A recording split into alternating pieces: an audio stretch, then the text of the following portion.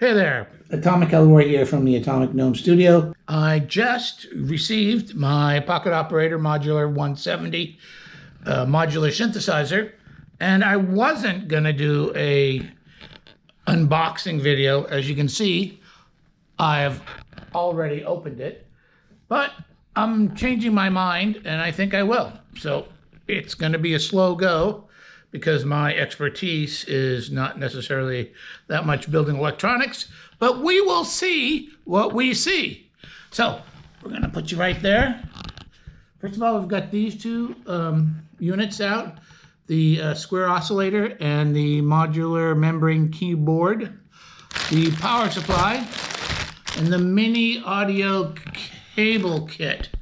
So we're gonna just park this little sucker here. You know what, we might even change, we're going to change our view a bit, so I'll be right back. There, that's better, a little bit less fisheye. Still can see a nice wide range of view. Still see all the handsome Teenage Engineering products. This is the keyboard, as I said before. This is the modular square oscillator and the patch cords. Here also we have the M14. We'll take all this stuff out and then organize it later once we read the instructions. So here they are now. There's your, oh look, and they give you patch cords. That's cool. I bought another kit with the patch cords. That's cool, so let's put that up there. That right next to it. Okay. Some more oscillators. So this is the envelope. And then the filter. So that's cool. You got the filter, envelope, and square oscillator. We also have modular LFO and the VCA unit. We have, oh, these are for the knobs. Little rubber gaskets. The rubber gaskets. All right, and here's the speaker. Here's the board, it looks like. It's not going to come out that easy. There's your packaging. Nothing inside it. Your circuit board, looks like, and some more little gaskets. So, here we have in all its glory the Teenage Engineering Pocket Operator 170 modular synthesizer, all unpacked and ready to put together here at the Atomic Gnome Studios.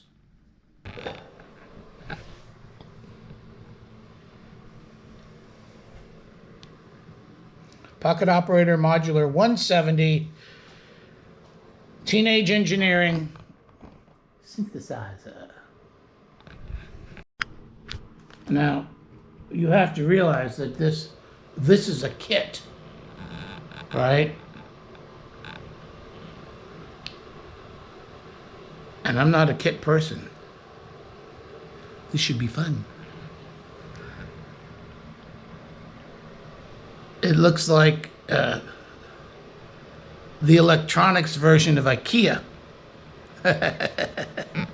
We'll see. I'm going to read the booklet first, of course, and then I'll go online and watch the videos. Bye-bye.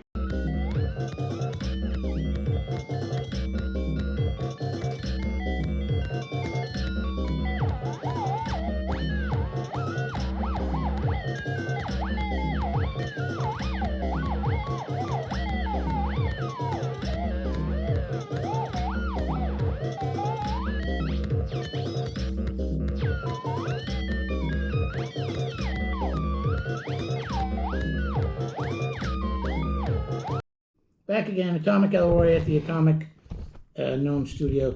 We're definitely going to be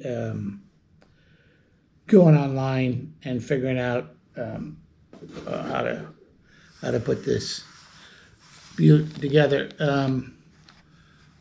I am no Adam Savage. I'll tell you that right now.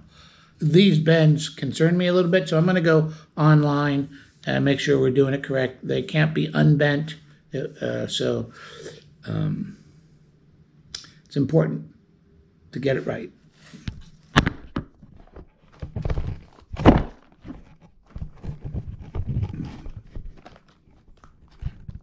I hope that makes it into the outtakes.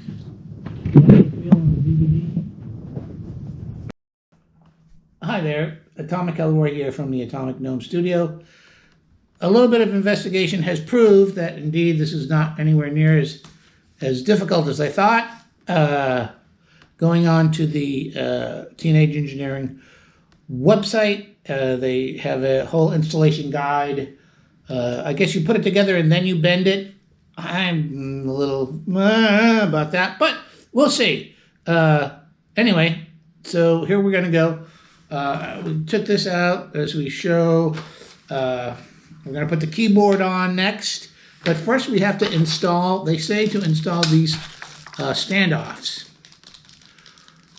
So we're going to install the standoffs first, and here they are. And then we'll install everything else. Cool.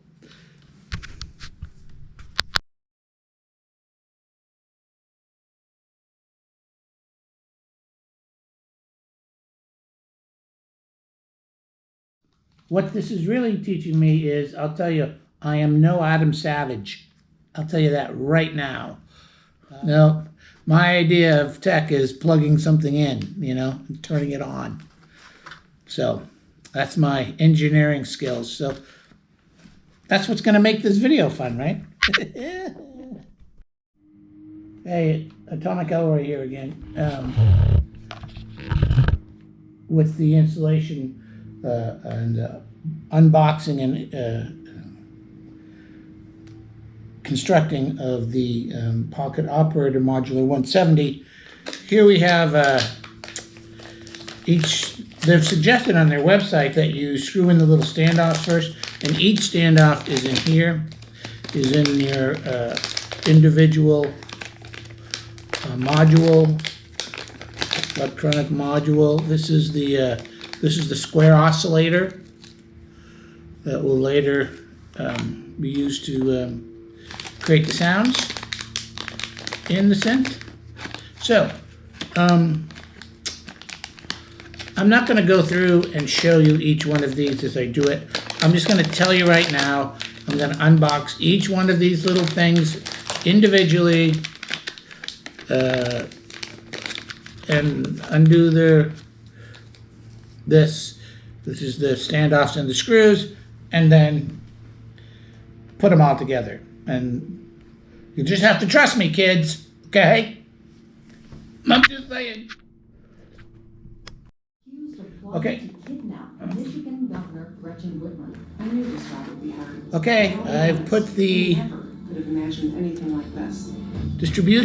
power distribution unit on the back of there. I've put all the little things.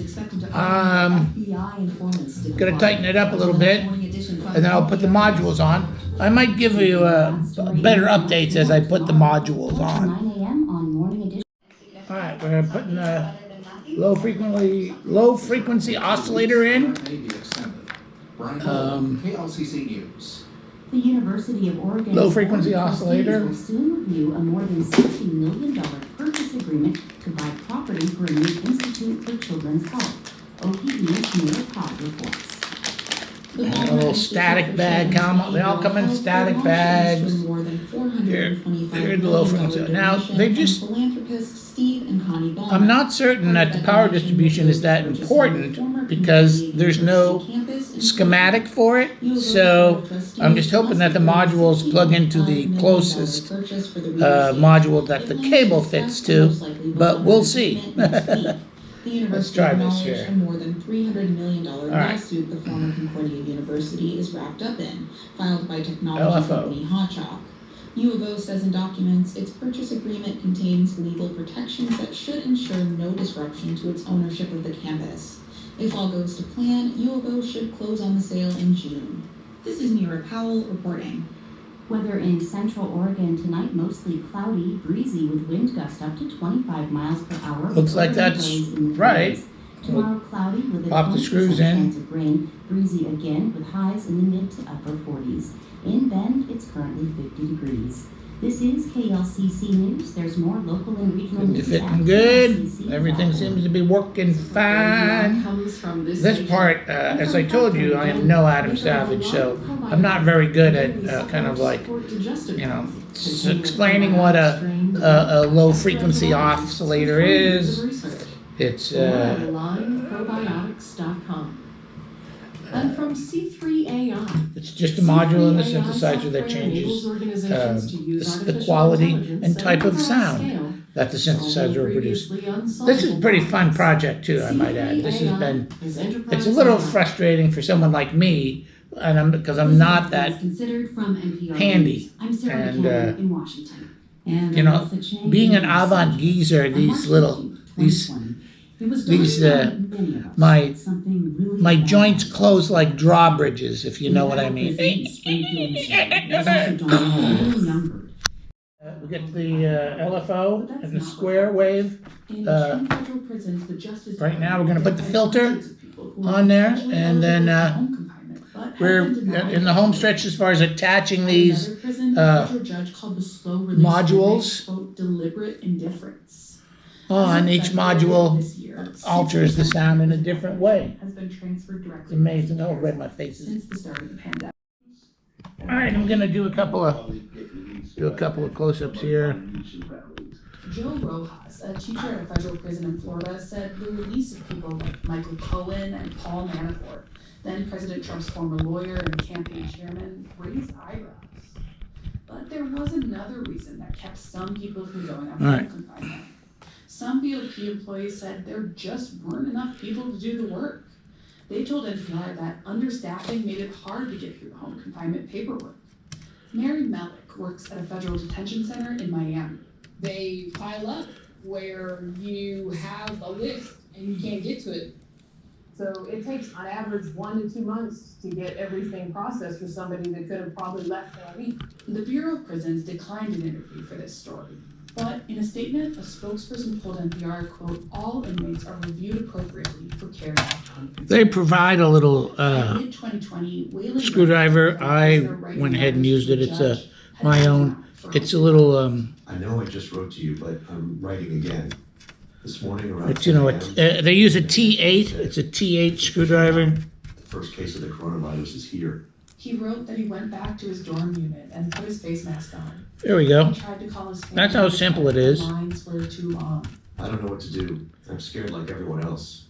Last month, after a prayer service, I decided I should write a last will and testament because if I catch the virus, it hits fast, and I won't have much time to do anything. Youngbird had one other avenue to try, something called compassionate release, where your sentence is actually reduced and you're no longer in custody. Many other inmates were doing the same. So, denied for there we go. They were turning to the court. Ta-da! But filing a motion for Gotta bend. Gotta bend, bend, bend. This is how I'm trying to bend it. Hang on a second.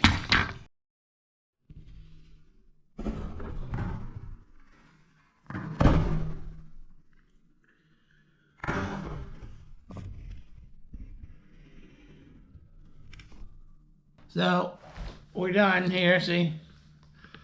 We basically put it together. It still needs to be attached. And I'll do a little demonstration in a minute. But here's the unit. All put together. We'll see if it flies. I'm going to hook up the power supply to it. And then we'll be done. Hey, Atomic Elroy again with our fully completed pocket operator modular 170. And listen, it's making noise.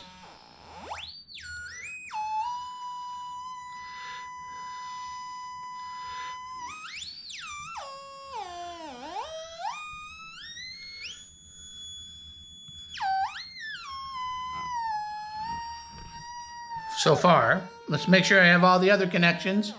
But this was a fun project to put together, and if you if you're interested, you should probably go ahead and try it. It's a pretty cool project. I can't wait to make some music and put all my other teenage engineering gear together and make some kind of nice, weird music. Thanks a lot.